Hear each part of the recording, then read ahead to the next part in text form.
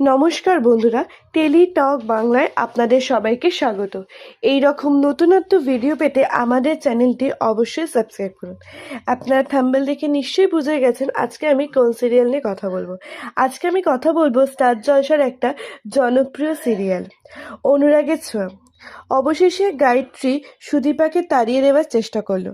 তখন সুদীপার পিসি বলে, প্লিজ আপনারা সুদীপাকে তাড়িয়ে দেবেন না, ও খুব লক্ষ্মী, আর আপনাদের পায়ে ধরছি, ও কোনোদিনও কারোর কোনো ক্ষতি চায়নি আর আপনাদের বাড়িরও কোনো ক্ষতি করবে না। তখন সুদীপার পিসি বলে, আপনি তো পরমাকে নিয়ে এত সুনাম গাইছেন, আপনি কি জানেন আপনার বাড়ির 2 বউ হচ্ছে অনাথ সন্তান? তখন পরমা বলে, আমি তো কিছু বুঝতে পারছি না। তখন গায়ত্রী পরমার বাবাকে জিজ্ঞেস করে, উনি কি এসব কি বলছেন? দেখুন, উনি যা বলছে সত্যি বলছে। এই কথা পরমার বাবা বলে, পরমাকে আমরা অনাথ আশ্রম থেকে নিয়ে এসেছিলাম। ওর মায়ের প্রথম সন্তান মারা যায়, সেই শখটা ওর মা নিতে পারতো না, ও জন্য আমরা অনাথ আশ্রম থেকে পরমাকে নিয়ে এসেছি। এই কথা পরমার বাবা বলে। গায়ত্রী পরমাকে আবার বাড়ি থেকে বের করে দেওয়ার চেষ্টা করে। তখন পরমার বাবা বলে, ঠিক আছে, আজ থেকে সুদীপা ও পরমা আমার মেয়ে হয়ে থাকবে আমার সাথে। পরমা বলে, বাবা তুমি আমাকে কেন ঠকালে?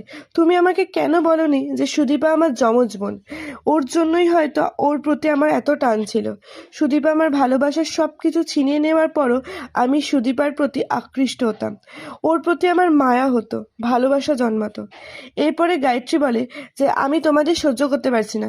দেখো সুদীপা, তুমি এক্ষুনি আমার এই বাড়ি থেকে বেরিয়ে যাও। তখন পরমা আটকায়, বলে যে না, আমার বোন এভাবে কোথাও বাড়ি থেকে যাবে না। তখন গায়ত্রী বলে, এইটা আমার বাড়ি, আমি ঠিক করব কে থাকবে না থাকবে।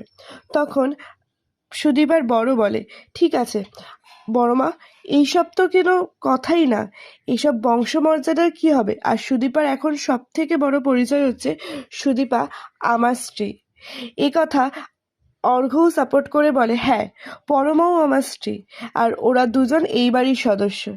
এই বাড়ির বাকি লোকরা যেরকম সম্মানিতভাবে এখানে থাকে, সুদীপা আর পরমাও এখানে থাকে। তারপর গায়ত্রী বাধ্য হয়ে সবকিছু মেনে নেয় এবং বলে, হে ভগবান, আমার কপালে কেন এরকম বংশের বৌমাগুলি জুটেছে, যার কোনো কুল কুনারা নেই, কোনো বংশের ঠিক নেই। শোনো তোমরা, আজ থেকে কেউ তোমরা কোনো পুজোর কিছুতে হাত দেবে না। যার কোনো বংশমর্যাদা নেই, কুলকিনারা নেই, সে আমার পবিত্র স্থানে থাকবে না। তখন সুদীপা কাঁদতে কাঁদতে বলে, ঠিক আছে, আজ থেকে আমি আপনাদের কোনো ব্যাপারে থাকবো না। এই বলে সুদীপা কাঁদতে কাঁদতে চলে যায়। পরমা মনে মনে ভাবে, হে ঈশ্বর, এটা তুমি আমাকে কি দণ্ডে ফেললে? যার কাছে আমি এতদিন মানুষ হয়েছি, আমি জানলাম সে আমার বাবা নয়।